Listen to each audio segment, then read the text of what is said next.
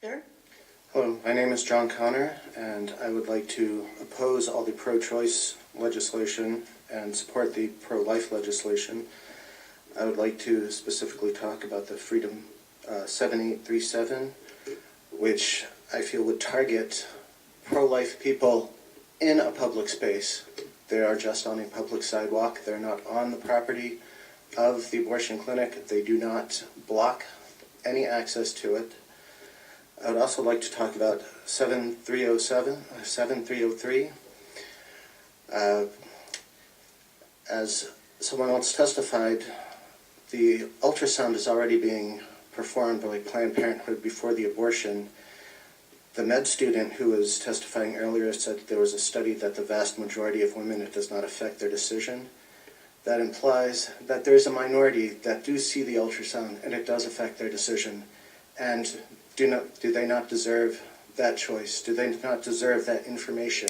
And I'm quite shocked, in fact, that so many people who claim to be pro-choice would deny women that last piece of information when it's their own child, to see what is actually there.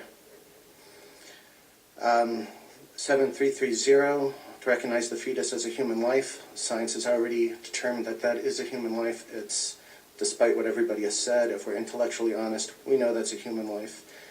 But beyond that, we have devalued life. We look at what society's doing. When we see kids killing kids, it's not because of access to guns or video games or everything else. It's because they know life has so little value, because they know that the generation above them can kill them, could have killed them on a whim because their life had no value. And that is the message we are giving by saying a fetus, trying to legally say a fetus is not a human life. And finally, on 7383, a number of testimonies said that the real problem here is the devaluing of women and girls. Ironically, abortion itself devalues women and girls by saying abortion is the pre-ultimate women's right. It's saying that women are essentially, their most important purpose is to be used as sexual objects by men, that they can use them and discard them.